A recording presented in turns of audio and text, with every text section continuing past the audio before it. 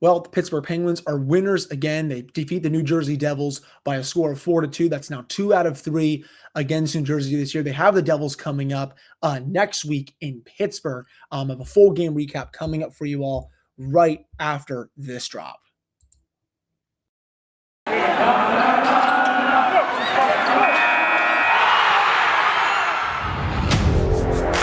You're Locked On Penguins, your daily podcast on the Pittsburgh Penguins, part of the Locked On Podcast Network, your team every day.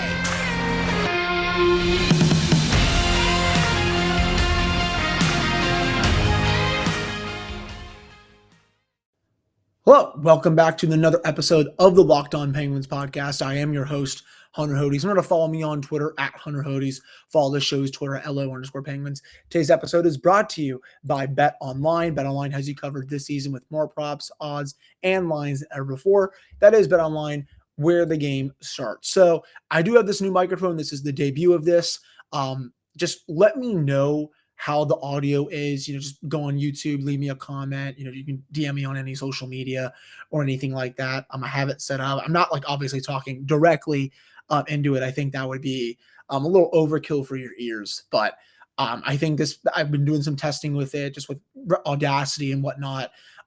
Just let me know how this sounds and how it came out, or if the audio is better than what I did on my Mac, because I paid about $60 to $65 for this thing, so I would like to think that this is pretty good here, but I'm very happy with it for right now. The Penguins, of course, they get that 4-2 win over the New Jersey Devils. It was just a win that, I wouldn't say that they needed, but it's a game that you're expected to win. And you look at the underlying numbers here as I loaded up on my PC. 62% of the shot attempts for the Penguins, 62 to 38 overall with that regard. The Penguins also had 53.6% of the scoring chances at 5v5. Overall, 50% for high danger. But the Penguins, for expected goals, the Devils were a little bit better, 50.5% to 49.4%. But the Penguins did lead in high danger goals, of course, 3-2. If now we go to all situations, the Penguins had 60% of the shot attempts there. They also had 53.8% of the scoring chances.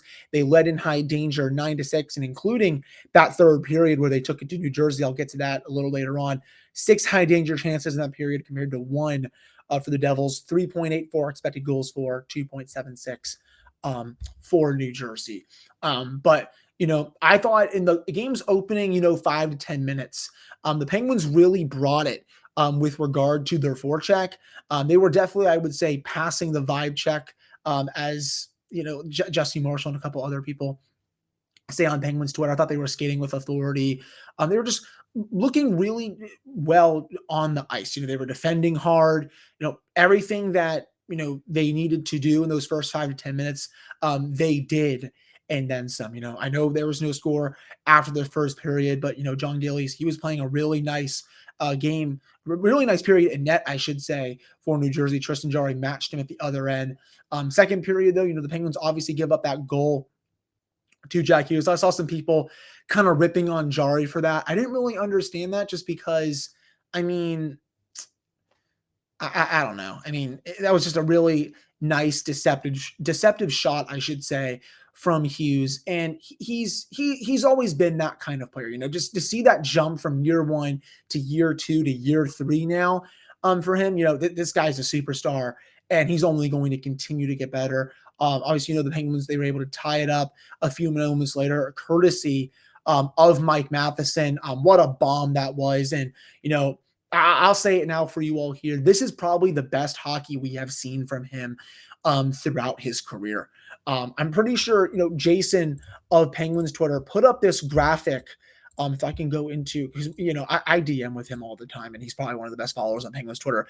He looked up, Matheson, some on Matheson's underlying numbers, courtesy of Andy and Rono. And all of these percentiles are data from Natural Stat Trick, Puck IQ, and Corey Schnatcher with his, his project.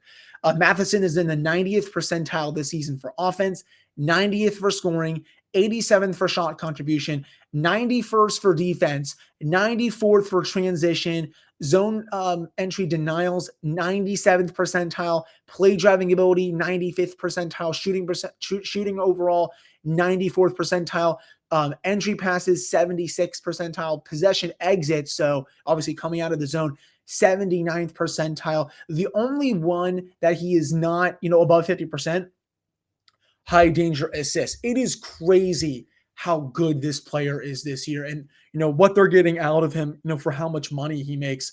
And, Adam Gretz from Penguins Twitter also wrote about this as well, he's going to be writing about this as well. And I'll talk about this here. Did the Penguins potentially win the Mike Matheson for Patrick Hornquist trade? I mean, I'm not going to sit here and say, oh my God, slam dunk trade. Obviously my thoughts are, that it's still probably a bit much, especially with his contract. But this year, he's living up to that deal. I wouldn't say and then some. I think this is the kind of hockey that I think the fan base and the management needed to see from him because of what the team gave up. Hornquist, obviously great in the locker room, a really big leader off the ice, but his play on the ice was huge. I mean, one of the best net front presences in hockey. Great on the power play, great in even strength. He cleans up the garbage.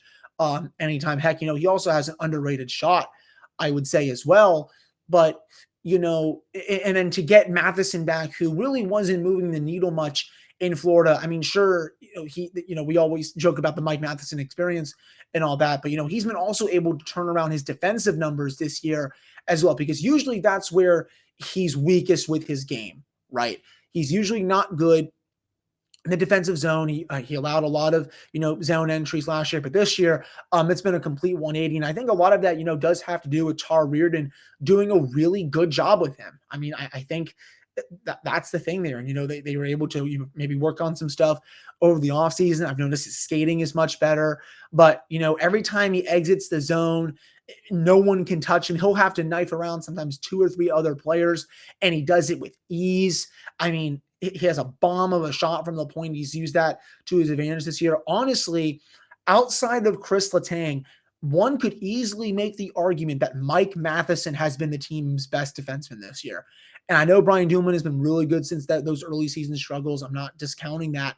But with how much offense Matheson has brought to this team, honestly, I right now would put Matheson over Dumoulin just for this season alone. I think he is having a better year. And again, I know how great Dumoulin is defensively, but what I saw in that game against New Jersey was it was top notch. And, I don't think enough people are talking about Matheson this year for how good he's been.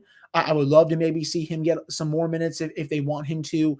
But, if they also want to keep playing him with Chad Riedel, I'm fine with that because, at the end of the day, this player can't exceed playing top pairing minutes, or even, sometimes higher second pairing minutes, which is, 22, 23 minutes a game. If he's playing 15 to 16, maybe even 17 minutes a game, that's perfectly fine. And he's been doing that, for a lot of this year. So honestly, I think that was my biggest takeaway from that game, which is how great he was. I know the team overall was pretty good, but I figured we had to start with Mike Matheson because of how awesome he was. So I have a lot more to get to for this show of the Locked On Penguins podcast, including a preview for Tuesday game against Philadelphia, going over a couple of stats when it comes to Sidney Crosby chasing his 500th goal. There's a couple of nuggets that I do want to share with you all on that and how this is definitely feels very poetic if it happens on Tuesday. Going to also bring up Bryan Rust and why I think I'm warming up to the idea a lot more than I used to be of paying him whatever the hell he wants. Brian Boyle and how he's making me eat crow, and another stellar performance from Tristan Jarry. But before we get to that, this is the time of year that I've pretty much given up on all my New Year's resolutions, but it's not this year. I'm sticking to my resolution to eat right, thanks to Built Bar. It almost feels like it's not really a resolution because I actually do enjoy eating them. Have you tried the Puffs? If you haven't, you are missing out on one of the best Built Bars out there. Puffs are the first ever protein-infused marshmallow. They're fluffy. They are marshmallowy. They're not just a protein bar. They are a treat. And of course, they're covered in 100% real chocolate. Puffs are a fan favorite with some incredible flavors. Yummy cinnamon churro, coconut marshmallow, banana cream pie. They're all so good. And yes, they're probably going to be your new favorite if you try them, excuse me. All Built Bars are covered in 100% real chocolate. They're low calorie, high protein. You can replace your candy bars with them as well. Most Built Bars contain 130 calories, 4 grams of sugar, and 4 grams of net carbs, and of course, 17 grams of protein. There's all those flavors with mint brownie, coconut almond, and new for this month, white chocolate cookies and cream. They are all delicious, and new flavors are coming out all the time. If you think a flavor might be good, they're going to make it. So go to built.com, use promo code LOCKED15 and get 15% off your order. That's promo code LOCKED15 for 15% off at built.com. All right, welcome back to this episode of the Locked On Penguins podcast. I am your host, Hunter Hodes. Remember to follow me on Twitter at Hunter Hodes. Also follow the show's Twitter at LO_Penguins. So getting into Bryan Rust's goal, he has now 16 goals in the last 16 games. And, honestly, I really was against this idea probably about a few weeks ago, but as he's continued to produce, and I believe right now he's up to 37 points in 27 games. That's almost over I believe that's over a 100-point pace for an 82-game season. I think the Penguins are going to have to do whatever it takes to keep this player at this point. And, if you listen to this podcast for a while, that I'm not a fan of paying players who are, at his age limit. He's right around 30 years old. He's going to be chasing the bag. The chance, the one chance that he can, because, remember that last deal he signed, he didn't really have the value he has now just because, that he didn't have a big sample size. Now that he does, and he's been a great player for the last few seasons, more and more teams are noticing that, and they're going to be like, okay, we need to outbid this one team. And, he could be a player that, certainly goes for over $7 million per on the market. I could easily see a Zach Hyman kind of deal for him a bit later. But, I think for the Penguins, they're going to need to figure something out because, he's great on the top power play. He's great at even strength on Sidney Crosby's line. You can put him on the penalty kill. Honestly, you can put him in any situation and he will excel. This is not just, that speedy player that we saw in 2015-16 who came up out of Wilkes-Barre and didn't really know what he was doing. Did he struggle? You bet he did. He couldn't really score that much. He started playing a little better in the playoffs, but, it was that next year and the year after that really, I think, showed a lot of people, wow, okay, this is not just, a third or fourth line player. This is a bona fide top six winger. And, the Penguins, they're going to have to figure out a way to do this, though. Obviously, the big question is the salary cap. You still have Chris Letang and Evgeny Malkin unsigned. I know Jason Zucker still has another year left at $5.5 million. If the Penguins can get a taker for him, I think that would be huge. Obviously, Kasperi Kapanen, I'll get to him a little later on in the show. I think if they don't decide to bring him back, there's a lot of money opened up right there. I don't know what's going to happen with Evan Rodriguez, if he's going to come back. Are they going to make money? Or are they going to make room, for P.O. Joseph? That's also a good question too, because, they would maybe have to move one of the defensemen, though, with how Pettersson and Matheson and Dumoulin have played this year.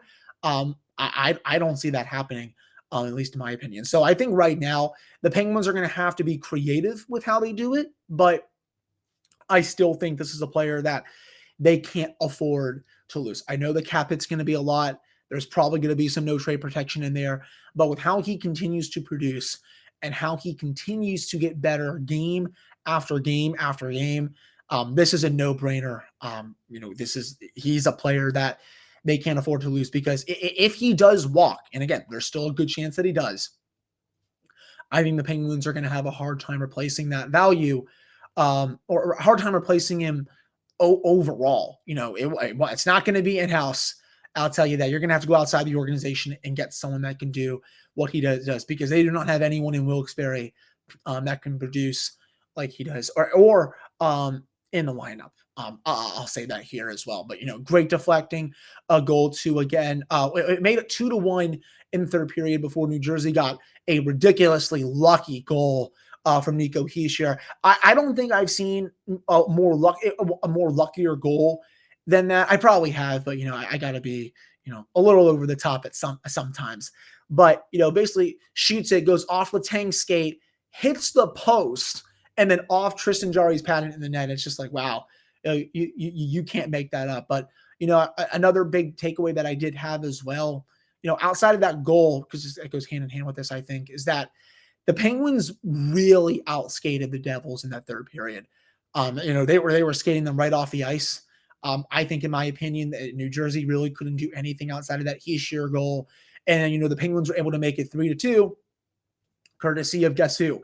Brian Boyle. He gets his 6th goal of the year. And I will say this right here, right now. I've probably said it a couple times, but excuse me, I haven't said it in a while. I was wrong about him. I have no problem saying it. I will eat a lot of crow on that, just like I did with Cody Ceci. I didn't expect anything out of Boyle this year. I certainly didn't expect him to be, over halfway to 10 goals on a 4th line role playing, with Dominic Simone and Zach Aston Reese for a lot of these minutes. But he has just been, a great veteran presence for the Penguins and a player that, he can do it all in a bottom 6 role. If he were to be in the starting lineup for the playoffs, even with, Kasperi Kapanen and Jason Zucker healthy, I don't think I would have a problem with that. I mean, the Penguins would have to figure out something here to keep him in the lineup. I mean, do you scratch Kasperi Kapanen over him? I mean, I'm sure some fans would have a grovel about that, but, I think some others would be like, okay, maybe this is Mike sending him a message just because Kapanen has not been good this year. But, again, I would have no problem seeing Boyle in the starting lineup. Just that goal that he scored, right from the slot, gets that puck from Matheson, who originally shot it from the point, and he's able to fire it blocker side past Gillies, a goal when the Penguins badly needed it. And, you can see how much he means to the other players as well, because whenever he scores or whenever he does something well, they swarm him, with so much love and all that. I was watching Mike Matheson's post-game press conference, and the way that he was talking about him, it just goes to show, I think, how much respect the players in the locker room have for him. Just because, he's obviously been through so much in his career. He didn't play last season, but to see him playing at this level has been awesome. What a find this was from Ron Hextall. Because again, I thought there were players in Wilkes-Barre that, could easily do, what he's been doing. But, the fact that he has 6 goals already this season, and with how good of a penalty killer he's been, I mean, he was basically killing penalties by himself against New Jersey. It's a no-brainer for him to continue playing. I think when Bluger comes back, and I think he'll be the first one to come back. I believe he's in week 4 of his recovery right now. I would scratch Simone and keep Boyle in just because of the level of play that he is at right now. And I don't think Simone has been bad per se. I just think Boyle is playing just at a better level right now than Simone. So want to shout out Brian Boyle. I would not have a problem if he were in the playoff lineup. And, it's just great to see him, use, his long, reach to his advantage. His skating has been really good, just been a great player on both ends of the rink. Now, a player that continues to struggle, of course, Kasperi Kapanen. I mean, the amount of times that he comes into the offensive zone and just pulls up at the defensive blue line and stops, you could have enough stuff to, fill the Allegheny River. It is, I don't know what's going on right now. I gotta think it's 90 to 95% confidence. I know he talked to Josh Yohe of The Athletic recently and saying, we know he needs to play better and all that, but it's like, Kasperi, man, you got to show it. I mean, you're an RFA after this year. I mean, we're going to know pretty soon how the organization feels about you, because if they don't extend him a qualifying offer, I mean, this player could be out the door. And right now, I mean, you're seeing people, say that he should be traded at the deadline. I honestly wouldn't mind if he was. I still think the team does need another top 9 forward. If Casey DeSmith continues this up, and I know it's only been 2 starts, so let's pump the brakes. I know a little bit here, but if he does, I think the next immediate need for the Penguins is a top 9 forward, because you can't trot both Kapanen and Zucker out there for the playoffs and expect both of them to produce. I personally trust Zucker a lot more than Kapanen. I know, that might be a hot take to some people, but Zucker at least plays his tail off. He actually played pretty good in the one game coming back from injury, and I think there's a lot of talent in there. It's just a matter of him finishing his chances, and once those start to happen, he will be perfectly fine. With Kasperi, he's barely even getting chances just because he has no confidence, and he's not using his foot speed to his advantage. I was looking at some clips today from Danny Shirey of DK Pittsburgh Sports, and one of his biggest attributes last year with his success was him just going into the offensive zone and just blowing past defenders, firing wrist shots over the goalie, and then boom, he's on the score sheet. He hasn't been doing that at all this year because he's not trusting it for whatever reason. I don't get it. I don't know why he's not doing it, but if he can get back to doing that, maybe more people, including myself, will get off his butt a little bit. But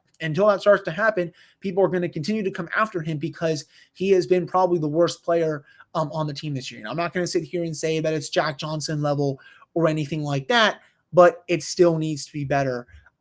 That's for sure.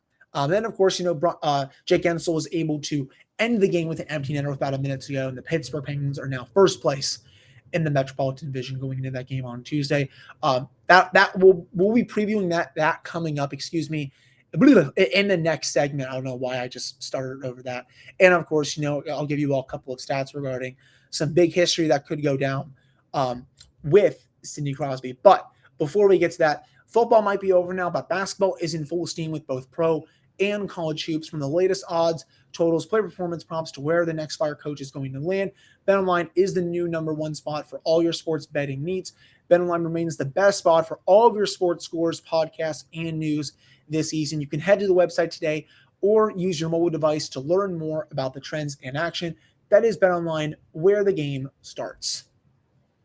All right, we're back here on this episode of the Locked On Penguins podcast. I am your host, Hunter Hodes. Remember to follow me on Twitter at Hunter Hodes. Follow the show's Twitter at @LO_Penguins. So Penguins, cross-state rival Philadelphia coming into PPG Paints Arena on Tuesday. The Penguins will try to make it 3 in a row over the Flyers this season. They'll also try to make it 4 in a row overall against the Flyers going back to last season. I know the Penguins lost 5 of 8 last year to Philly, but in their final meeting of the season, the Penguins actually won that, and of course the Penguins have won the first 2 meetings this year. So Pittsburgh is currently on a 3-game winning streak against them. The Flyers lines this year, let's just say that they're really freaking bad right now. So obviously I definitely think Carter Hart is going to start, but Oscar Lindblom, Claude Giroux came back and said, okay, not a bad top line. James Henrique, Scott Lawton, and Travis Konechny. But then their bottom 6, Morgan Frost is their third line center, Ratcliffe, Bunneman, Willman, Brown.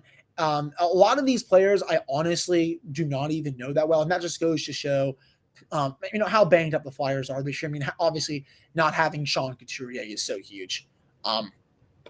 He's going to be out for the rest of the season due to having surgery. He's one of the best defensive centers in the league. Then you get to their defense, and it is a whole nother level of bad. Ivan Provorov with Justin Braun as the top pairing. That is bad. Travis Sanheim with Sealer on the second pairing, and then Kevin Connaughton and Keith Yandel on the third pairing. That honestly might be the worst Flyers lineup I have seen in close to a decade. It's been a while since, Philadelphia was this bad. Usually they're a middling team. They're in it till the end. Even last year, for a while they were top 3 in the Metropolitan Division before, they had that awful month with their goaltending. Carter Hart just stunk. And, Brian Elliott was real bad. And then, that just basically screwed their season. But this year, they haven't gotten scoring. Their defense is not that good. And it's funny because Carter Hart is actually having a great bounce back year. And again, he just hasn't gotten any help. But, obviously the big news for this game, Sidney Crosby chases his 500th goal. If I were you all listening to this podcast, please, bet the house on him doing this. This would be his 50th career goal against the Flyers, a team that he loves to dump on every time he plays. Again, also his 500th goal. And if he scores that goal, it'll be Jaromir Jagr's 50th birthday. So, again, to repeat, if Sidney Crosby scores tomorrow, it'll be his 500th goal. It'll be his 50th goal all time against the Flyers. And it'll all come on Jaromir Jagr's birthday, 50th birthday. So that is just very poetic right there. And I hope Sid does it. This is the game that I've been waiting for just because, it would be a peak, Penguins Flyers thing just because, Sid, he loves to torment that team But overall, I still think this is a team that the Penguins should beat. Philadelphia is not good in any facet this year. They're going to be selling, I think, a few assets at the deadline, especially Claude Giroux. I mentioned that it would be funny if Giroux made his way to Pittsburgh, but I think, in my opinion, he's probably going to go towards a team like Colorado. I think that makes a lot of sense just because they're all in. A lot of their players are having, career years. Cale Makar, Nazem Kadri, Nathan McKinnon's been great. Andre Burakovsky's playing well. Mikko Rantanen and Gabriel Landeskog.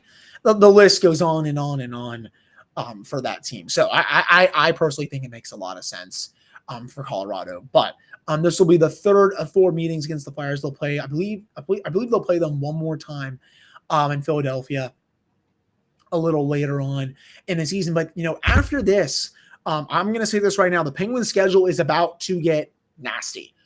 We are about to find out just how good this team is. I'm loading this on my phone for you all right now. So if I can go to the Penguins schedule here. After this game against Philadelphia, they go to Toronto. They host Carolina for the first time this Sunday, February 20th in Pittsburgh. New Jersey comes to town. That should be hopefully be another win. They then play the Rangers at home. They then go to Columbus. Then they go to Tampa Bay and Carolina on a back-to-back to start March. And then they have Florida at home, Vegas at home, Carolina at home. They go to Nashville, St. Louis, host Columbus, go to Buffalo, the Rangers again. The Rangers again after that on March 29th at Minnesota, at Colorado to start April. The Penguins are going to be running the gauntlet here. I know they're in first place right now. I understand the Hurricanes have 3 games in hand as well, and I would say that they're the favorite at this point for the Metro. But again, we are about to find out just how good this team is. I've been saying for a while now that they're a Stanley Cup contender. Let's see if they can go out there and prove it, by beating a good chunk of these teams. So we'll have to see what happens. I definitely think Teddy Bluger will be coming back here in the next couple of weeks. That'll be huge. There's so far no update on Jason Zucker's status, but good win for the Penguins on Sunday. I'll be back tomorrow with another full game recap episode for the matchup against the Philadelphia Flyers. I hope you all enjoy listening to this one. I'm also going to have my camera a little bit actually on my PC. I had to move it just for a couple of reasons. But again, let me know how the audio is. Be greatly appreciated. And I will talk to you all on Tuesday. Have a great Monday.